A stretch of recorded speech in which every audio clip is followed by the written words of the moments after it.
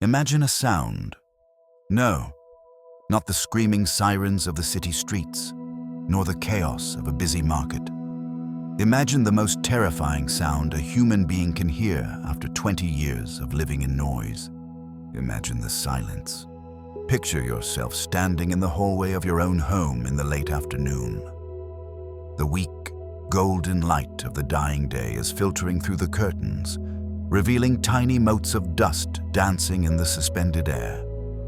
You walk toward a door that is slightly ajar. Inside that room, once upon a time, was the loudest place on earth. It was the room where you stepped on sharp toys in the dark and cursed under your breath. It was the room that echoed with heart-wrenching cries at 3:00 a.m. with the uncontrollable giggles of toddlers, and later, with the slamming doors of teenage rebellion. But now, you push the door open, and the only thing that greets you is a terrifying, pristine order. The bed is perfectly made, without a single wrinkle. The books on the shelf are aligned with a soulless precision. There is no smell of sweat, no smell of warm milk, no scent of a life in the messy process of growing up. There is only stillness, a silence so heavy it feels like lead sitting on your chest. This is the moment of truth, the moment every parent, whether they dread it or pray for it, must eventually face the departure. For 20 years, perhaps more, your entire identity, your purpose, the very reason you dragged yourself out of bed in the morning, revolved around a single axis: your children. You were the sun, and they were the planets orbiting around you. Your gravity held them in place. Your warmth fed them. Every decision you made, from what to eat for dinner, to where to buy a house, to the dreams you quietly sacrificed, was calculated based on the trajectory of those little planets. And then, suddenly, as if obeying a cruel law of astrophysics, the gravity shifts, the orbit breaks, they leave. Or perhaps, physically, they are not far, but spiritually, they have traveled to a galaxy you cannot reach. The child who once clung to your leg has become a stranger with a familiar face. The phone calls become sparse. The family dinners feel performative and awkward. You realize, with a sinking heart, that you are trying to make small talk with the person you created, as if they were a polite guest at a dinner party. The feeling that follows is not just loneliness. It is an existential crisis. It is a death, the death of the role you played so perfectly for so long. In the darkness of the empty house, you ask yourself the questions you are too afraid to speak aloud. Who am I, now that they don't need me? Why did I sacrifice everything, only to be left with this cold distance? This pain is unlike any other. It is a toxic cocktail of supreme love and secret resentment. You feel abandoned by your own masterpiece. And in the sleepless nights, a poisonous whisper creeps into your mind. Did I do something wrong? Are they ungrateful? But wait. Pause for a moment before you let that bitterness swallow the twilight of your life. What if I told you that all this suffering, all this agonizing sense of loss, does not come from your children's actions? What if I told you that they are not wrong for leaving, and you are not wrong for hurting?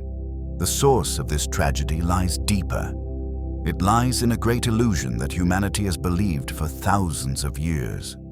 We have confused creation with ownership. We believed that because we made them, they belonged to us. We believed we were the sculptor, and they were the stone. But the ancient Stoic philosophers saw this pain coming 2,000 years ago. They left us a map out of this labyrinth of attachment. They did not use the image of a gardener or a sculptor to describe a parent. They used an image that is colder, sharper, and far more dangerous. They spoke of the archer. In this video, we are not going to offer empty platitudes about the beauty of parenthood. We are going to journey into the dark heart of psychology and philosophy to dissect the pain of separation. We are going to explore the archer's paradox, a mindset shift so powerful that it can transform the loneliness of old age into absolute freedom. If you are feeling the emptiness of your house, or if you are terrified of the day your children will let go of your hand, this is not just a video. This is the antidote for your soul. Take a deep breath. It is time to release the string. Welcome to Stoic Focus. To heal the wound of separation, we must first locate the arrow that caused it. And surprisingly, that arrow is not the fact that your children left. The arrow is a single, silent, and devastating belief that you have held in your heart since the moment they were born. The belief is this child is mine. It seems like such a natural thought, doesn't it? Biology tells us it is true. Society tells us it is true. You gave them your DNA. You gave them your name. You gave them the years of your youth. Surely, if anyone owns anything in this universe, a parent owns the child they created. But the Stoics would tell us that this word mine is the most dangerous word in the human language. It is the root of almost all suffering. We suffer because we make a fundamental error in category. We confuse gardening with sculpting. Most parents approach raising a child like a sculptor approaches a block of marble. The sculptor looks at the stone and sees a specific image in his mind. He says, I will make this stone into a hero, or I will make this stone into a doctor, or I will make this stone into a better version of myself. He picks up his hammer and chisel, and he strikes. He chips away at everything that does not fit his vision. He believes that the outcome depends entirely on his force, his skill, and his will. If the stone cracks, or if the statue looks different than he imagined, he feels he has failed. He feels the stone has betrayed him. But a human being is not a block of stone. A human being is a seed. A wise parent understands they are not a sculptor, but a gardener. The gardener knows a profound truth: you cannot make a flower grow. You can scream at it. You can bribe it. You can pull on its leaves to make it taller, but you cannot force it. The flower grows according to its own internal logic, its own logos. The gardener's job is humble. It is to prepare the soil. It is to provide water. It is to build a fence to keep out the pests. It is to ensure the conditions are right for life. But the gardener also knows that the rose will bloom when it wants to, not when you want it to. And more importantly, the gardener knows that you cannot turn a lily into an oak tree, no matter how hard you try. When we try to sculpt our children, we are not loving them, we are loving our own reflection in them. And when they inevitably break the mold we made for them, when they choose a different career, a different partner, or a different life, we feel shattered. We feel they have stolen something from us. This brings us to one of the most challenging teachings of Epictetus, the slave-turned-philosopher. His words are often shocking to modern ears. But if you listen closely, you will hear a deep, protective wisdom. Epictetus said, if you kiss your child or your wife, say to yourself that you are kissing a human being, for when they die or leave, you will not be disturbed. At first glance, this sounds cold. It sounds like he is telling us to detach, to not care. But he is not telling you to love less. He is telling you to love with your eyes open. He is asking you to remember the nature of the thing you hold in your arms. If you hold a glass cup and you love it as if it were made of diamond, you will be angry when it breaks. But if you hold the cup and say, this is glass, it is fragile, it is temporary, then you handle it with even more care. And when it eventually breaks, you are at peace because you accepted its nature from the beginning. Your child is not a possession. Your child is a separate, sovereign human soul. They are not a limb of your body that has been amputated. They are a guest in your house. Think of it this way. For 18 years, you were the host. You provided shelter, warmth, food and wisdom to a traveler who was just beginning their journey. It is a beautiful, noble role, but a host does not lock the doors. A host does not demand that the guest stay forever. If you try to imprison the guest, the hospitality turns into captivity, and the guest will run away, not out of malice, but out of a desperate need to breathe. The pain you feel right now is the pain of the ego dying.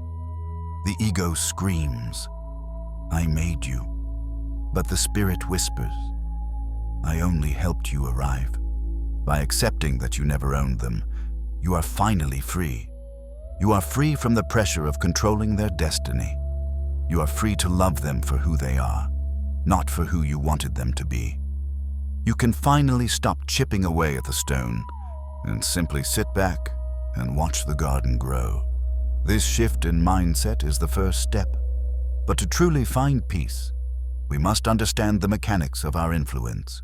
We must pick up the bow. We must understand the paradox of the archer. If the first step of healing is realizing you do not own the child, the second step is understanding the limit of your power.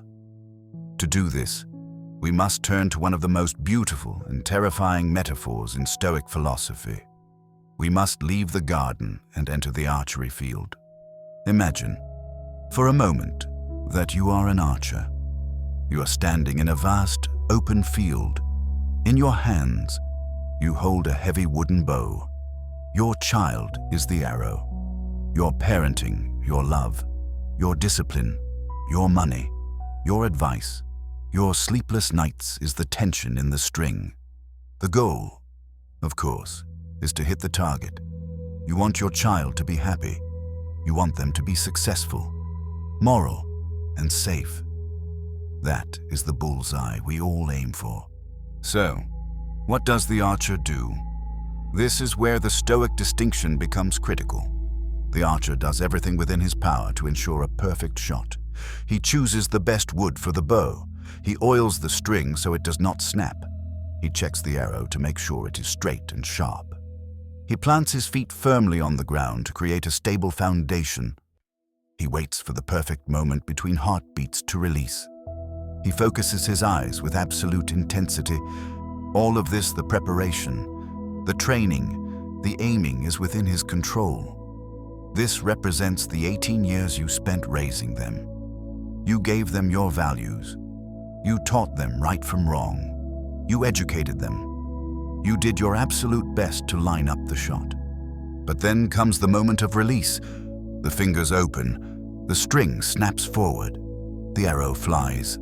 And here is the paradox, the brutal truth that keeps parents awake at night. The moment the arrow leaves the string, it no longer belongs to the archer. It belongs to the wind. It belongs to gravity. It belongs to the distance. A sudden gust of wind might blow the arrow off course. This is the influence of their friends, the culture, or bad luck. The target itself might move. The economy might crash, or the world might change in ways you didn't predict. Or perhaps the arrow itself has a flaw hidden deep inside that you couldn't see, causing it to veer left or right.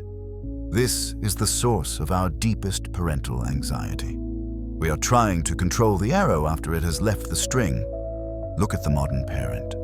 We are exhausted. We are frantic. Why? Because we are running down the field, chasing the arrow. We are screaming at it to fly straighter. We are trying to bat away the wind with our bare hands. We are texting them 5 times a day. We are intervening in their jobs. We are manipulating their relationships. We are trying to violate the laws of physics. We are trying to control the flight, and because we cannot, we feel helpless. And the arrow. When it sees the archer running after it, screaming in panic, it does not fly straight. It feels burdened. It feels heavy. It wants to escape the noise. The Stoic philosophers, particularly Epictetus, use this metaphor to teach us a new definition of success. This is the hardest lesson you will ever learn, but it is the one that will set you free. Epictetus argued that the success of the archer is not found in hitting the target, The success is found in the aiming. Read that again. The value is in the intention, not the outcome. If the archer did everything right, if he stood firm, aimed true, and released with skill, he is a successful archer, even if the wind blows the arrow into the dirt. If a parent loved deeply, taught wisdom, and provided safety, they are a successful parent. Even if the child loses their way, we judge ourselves by outcomes. We say, "My child is struggling, therefore I am a failure. My child does not call me, therefore I was a bad mother." This is false logic. You are judging your worth by the wind. If you can internalize this, really internalize it, the weight on your chest will begin to lift. You will realize that your guilt is a liar. You cannot be responsible for things that are not in your hands. When you look at your adult children now, whether they are soaring high or falling low, you must practice the discipline of the released string. You must stand back. You must lower your bow. You must breathe. You can say to yourself, "I aimed well. I pulled the string with all my love. I gave everything I had to the shot, but the flight is theirs." This is not indifference. It is respect. It is respecting the fact that the arrow has its own journey, its own wind to face, and its own target to find. And sometimes, the arrow must land in the mud before it can be picked up and shot again. That is their story to write, not yours. By letting go of the flight, you preserve your dignity, you preserve your peace, and strangely enough, when you stop chasing the arrow, you become a calm, steady presence in the field. And that is the only lighthouse that might guide them back home. Now we must descend into the deepest, darkest valley of the parental experience. We have spoken about them leaving. We have spoken about letting go of control. But there is something far more painful than a child who leaves. It is a child who stays, but whose heart is closed. It is the wound of ingratitude. You look at this adult standing before you, this person whose diapers you changed, whose fevers you cooled with wet rags at 3 a.m., whose education you paid for by sacrificing your own dreams, and you see indifference. Maybe they don't call you on your birthday. Maybe they speak to you with a tone of irritation. Maybe they make life choices that seem to spit in the face of the values you taught them. And in the silence of your mind, a voice screams out in protest. It screams, "It is not fair." It screams, "After everything I did for you, is this how you repay me?" This feeling of injustice is a poison. It is a slow-acting venom that will rot your old age from the inside out if you do not extract it. And the only way to extract it is to use the scalpel of Stoic logic to cut out the root cause. The root cause is that you have unknowingly turned love into a transaction, without realizing it. Many of us keep a ledger of sacrifice. In one column, we write down everything we gave the money, the time, the worry, the love. In the other column, we write down what we expect to receive in return: respect, obedience, warmth, gratitude. When the columns don't balance, we feel we have been robbed. We look at our children not just as family, but as debtors who are defaulting on a loan. But the Stoics would ask you a brutal question. Did you love them because you wanted to give, or did you love them because you wanted to buy their future loyalty? If you parented solely to receive gratitude in your old age, you are not acting out of love. You are acting out of commerce. You are not raising a human being. You are investing in a retirement plan. And like any investment, it can fail. Marcus Aurelius, the emperor who had everything but whose family life was filled with tragedy, had to remind himself of this daily. He wrote in his journals, "I have met the ungrateful, the arrogant, the deceitful, the envious, the unsocial. All these things happen to them by reason of their ignorance of what is good and evil." Notice what he does not say. He does not say, "How dare they?" He does not say, "I am a victim." He says, "I expected this.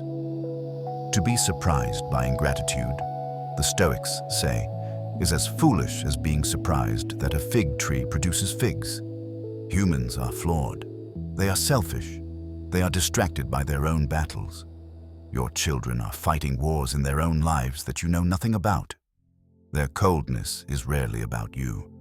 It is about their own struggle to survive. So, how do we heal?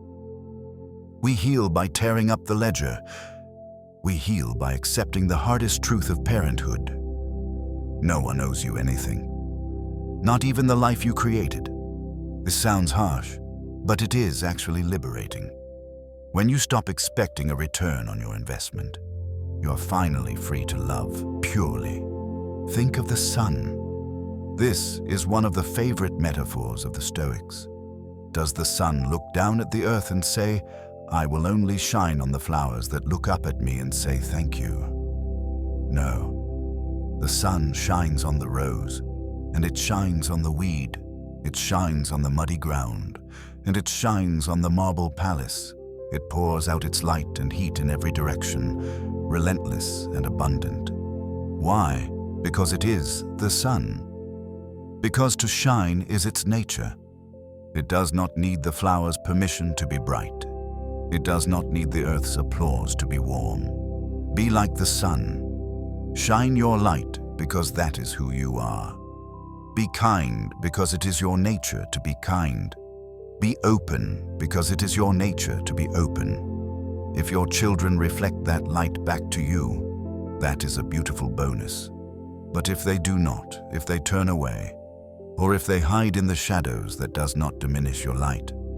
You do not stop shining just because they stopped looking. The reward of parenting is not the thank you card. The reward is the character you built in the process. The reward is knowing that when you stood at the bow, you aimed true. When you stop acting like a creditor demanding payment. A strange miracle often happens. The pressure lifts. Your children stop feeling like they owe you a debt they can never repay. They stop avoiding you out of guilt. And in that new space of freedom, sometimes, not always, but sometimes love finds a way to grow back. But even if it doesn't, you remain whole. You remain bright. You have done your duty to nature, and in the eyes of the Stoic, that is enough. We arrive now at the final phase of the archer's life. The arrow has flown. The bow has been lowered. The noise of the crowd has faded. You are left alone in the field. Modern society tells us that this phase, the so-called empty nest, is a tragedy. We are conditioned to believe that old age is a period of decline, of irrelevance, of waiting for the end in a quiet house. We are told that our value was tied to our utility. And now that we are no longer needed on the front lines of parenting, we have become obsolete. Seneca, the great Stoic teacher, would disagree violently with this. To the Stoic, old age is not the winter of despair. It is the autumn of harvest. It is the time when the fruit is sweetest, precisely because it is ripe. Seneca wrote, "Life is long if you know how to use it." Think back to the last 20 or 30 years. To whom did your life belong? It belonged to the tribe. It belonged to the screaming toddler, the anxious teenager, the demanding boss, the mortgage, the duties. You were a servant to the necessities of others. You were the shield that protected them and the engine that pushed them forward. You gave away your time in giant, generous chunks. Now, the house is quiet. The demands have stopped, and many parents panic in this silence. They rush to fill it with noise, with television, with worry, with intrusive phone calls to their children. They treat the silence like an enemy that must be defeated. But the Stoic invites you to look at the silence differently. This silence is not emptiness. It is a gift. It is returned time. For the first time in decades, you are in possession of your own life. The frantic doing is over. The time for being has arrived. You are free to pick up the books you bought 10 years ago but never opened. You are free to walk in the woods without checking your watch. You are free to contemplate the great questions of existence without a child pulling at your sleeve. This brings us to a critical distinction that every aging parent must master: the difference between loneliness and solitude. In English, these words sound similar, but in philosophy, they are opposites. Loneliness is the poverty of self. It is the feeling that you are incomplete without others. It is sitting in a chair, waiting for the phone to ring, feeling that your happiness is held hostage by someone else's attention. Loneliness says, "I am alone, and therefore I am sad." Solitude, on the other hand, is the richness of self. It is the state of being alone and finding yourself to be good company. It is the realization that your mind is a palace, stocked with memories, wisdom, and curiosity.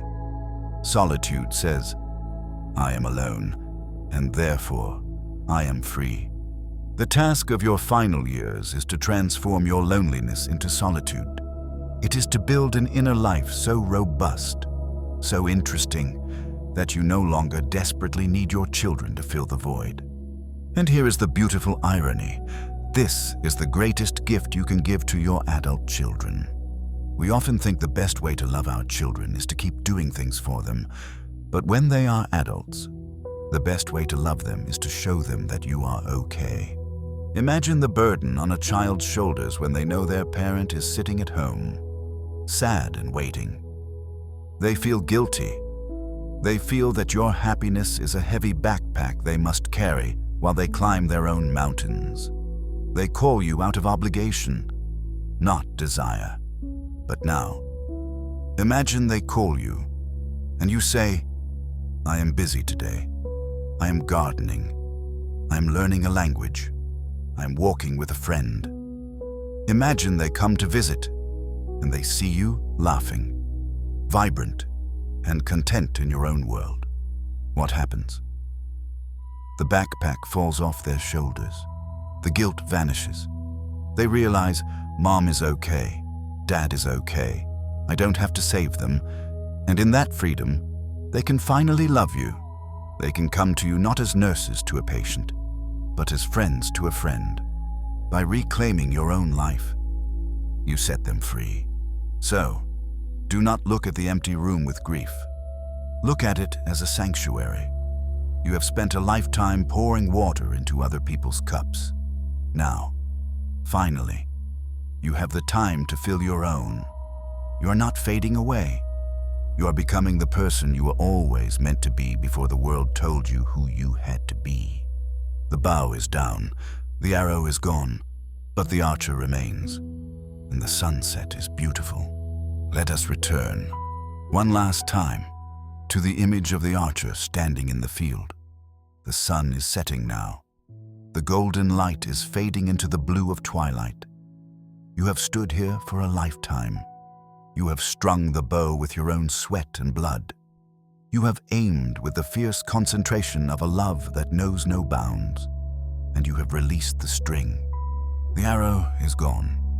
It has disappeared over the horizon, flying into a future you cannot see and a storm you cannot fight. Now, look at your hands. They are trembling. Perhaps they are tired, but they are empty. And in that emptiness, there is a profound freedom. You are no longer responsible for the flight. You are no longer responsible for the wind. The burden of control has been lifted. You can finally lower the bow. You can finally rest. This is the ultimate lesson of the Stoic parent. You did enough. If you loved them, you did enough. If you tried your best, even with all your flaws and mistakes, you did enough. The outcome does not belong to you, but the effort is etched into the fabric of your soul forever.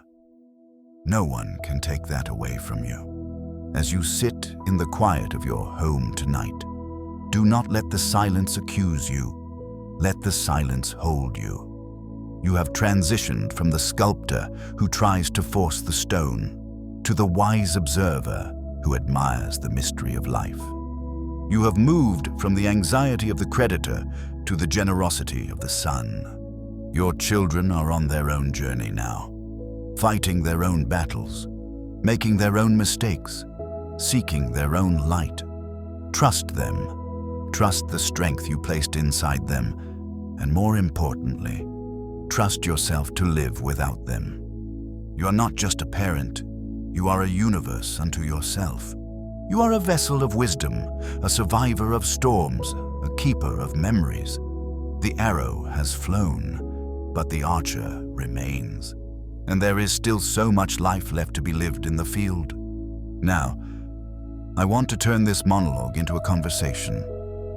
The path of the Stoic can feel lonely, but you are not walking it alone. There are thousands of other archers standing in this field with us right now, from every corner of the globe.